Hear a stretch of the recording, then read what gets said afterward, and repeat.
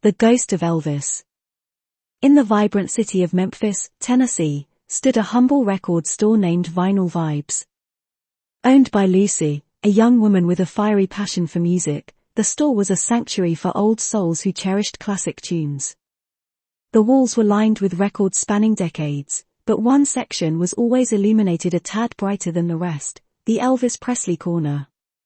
One evening, as the sun cast a golden hue across the streets, a tall, mysterious figure walked into the store. Dressed in a white jumpsuit adorned with rhinestones, he had slick-back hair and a charismatic aura. Lucy was at the counter, sorting through some new records. "Good evening," the figure greeted in a deep voice. Lucy looked up and gasped. The man bore an uncanny resemblance to Elvis Presley. You look just like the King," he finished for her, chuckling. "I get that a lot." Lucy laughed nervously. "Well, you're in the right place. What can I help you with?" The man moved towards the Elvis corner and began browsing. "Just reminiscing, I suppose."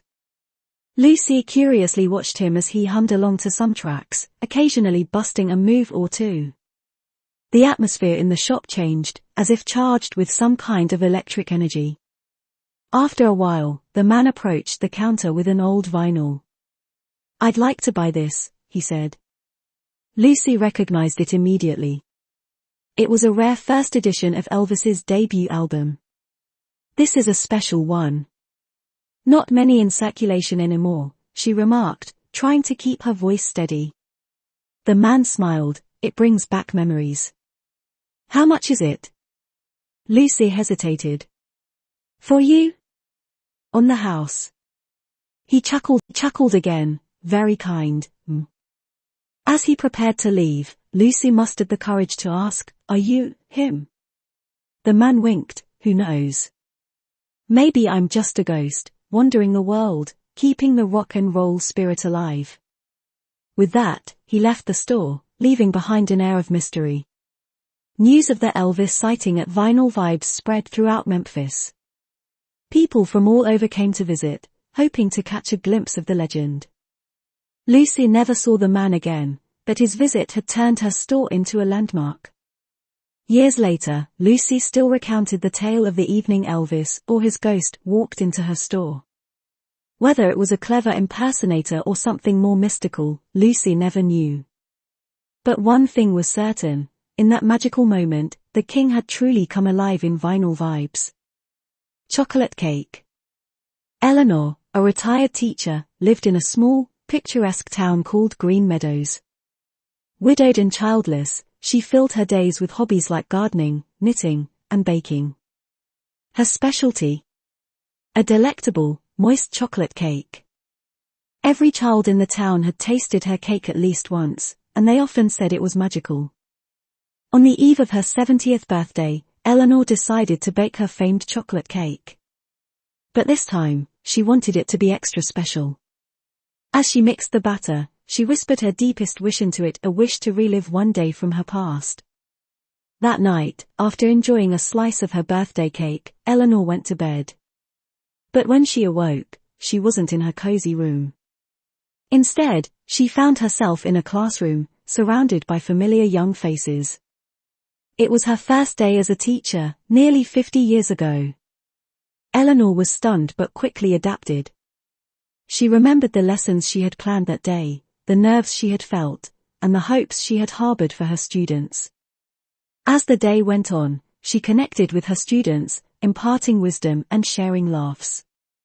She felt the same energy and passion she had felt all those years ago. As the day came to an end, young Eleanor, brimming with emotions, penned down a letter to her future self. She wrote about the joy of teaching, the promise each student held, and the importance of cherishing every moment. With the dawn of the next day, Eleanor found herself back in her bedroom in Green Meadows. The memories of her time-traveling adventure fresh in her mind, she searched her old diaries and found the letter she had written to herself half a century ago. Reading her own words, Eleanor was overwhelmed.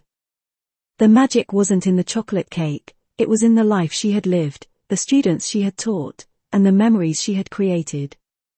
Word about Eleanor's magical cake spread in Green Meadows.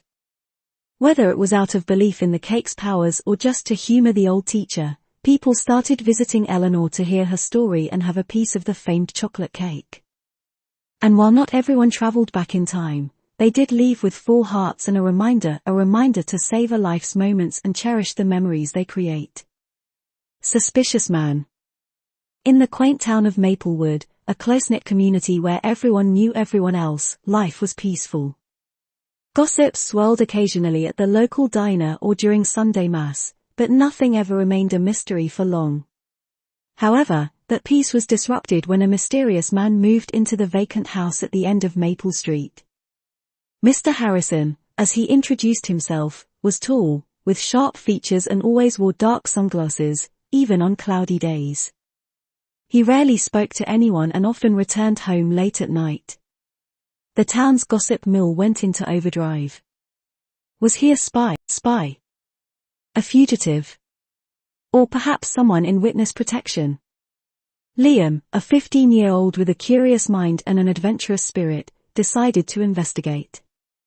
With his friends, Mia and Raj, they embarked on a mission to uncover the truth about Mr. Harrison. One evening, after noticing Mr. Harrison leave his house, the trio sneaked into his backyard. They found a small shed and, mustering their courage, decided to peek inside. To their astonishment, it was filled with paintings, brushes, and canvases. There were portraits, landscapes, and abstract pieces, all exuding exceptional talent. Their adventure was cut short when they heard Mr. Harrison's car pull into the driveway. Panicking, they quickly made their escape, barely avoiding detection. The next day, armed with their newfound knowledge, the trio decided to approach Mr. Harrison directly. They knocked on his door, and after what felt like hours, he answered. "We know your secret," blurted out Mia, nervously. Mr. Harrison raised an eyebrow. "And what might that be?" "You're an artist," exclaimed Raj. A smile broke out on Mr. Harrison's usually stern face. "Indeed, I am." He invited them in and shared his story. Mr. Harrison was once a renowned artist in the big city, but after a public scandal involving art forgery, of which he was innocent, he decided to retreat from the limelight and live in solitude, continuing his passion for genuine art. Understanding the weight of their discovery, the kids decided to organize an art exhibition for Mr. Harrison in Maplewood.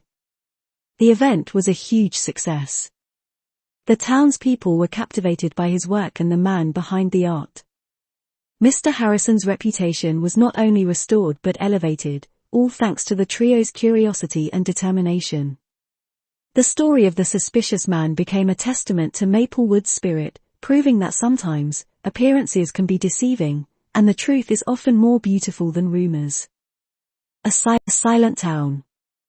Tucked away in the rolling hills, nestled between two mountains, lay the town of Whispering Pines. It was a peculiar town, not because of its location or its beautiful pine trees, but because it was entirely silent. No one spoke. Not a word, not a whisper, not even a hum. Children played in the parks, their laughter replaced with muted giggles and silent clapping.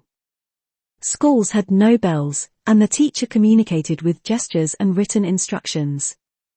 The town meetings, held every month, were a dance of hands and expressive eyes as the townspeople communicated through sign language. Now, it wasn't that the inhabitants couldn't speak. They simply chose not to.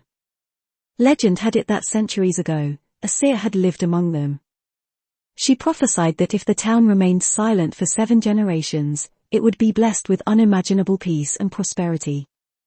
The people of Whispering Pines took the prophecy to heart, and the tradition of silence began. Visitors to the town found it unnerving at first. The quiet could be deafening.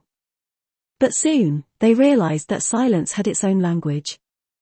Emotions were more apparent, intentions clearer, and the beauty of the town, uninterrupted by noise, was something to behold. Anna, a journalist from the bustling city of Greyston, discovered Whispering Pines while researching for a piece on unique towns. Intrigued, she decided to spend a week there. The first day was tough. Accustomed to the constant noise, she felt isolated and even a tad scared. But as days turned to nights, Anna began to understand the rhythm of the town. She noticed the little things, the way the wind rustled the pine leaves, the soft thud of footsteps on the cobbled streets, and the melodious chirping of birds at dawn. She learned to communicate with her eyes and hands, realizing that words often clouded true understanding. One evening, while sitting by the town fountain, an elderly man named Mr. Gray approached her. Using a notepad, they conversed. He told Anna about the prophecy, about how the town had indeed flourished, and how the silence had brought them closer as a community. On her last day, as Anna packed her bags, she felt an overwhelming sense of calm. Whispering Pines had taught her the value of silence, of listening more and speaking less. She left with a promise to herself, to find moments of silence amidst the chaos of her life, to truly listen, and to cherish the lessons Whispering Pines had bestowed upon her.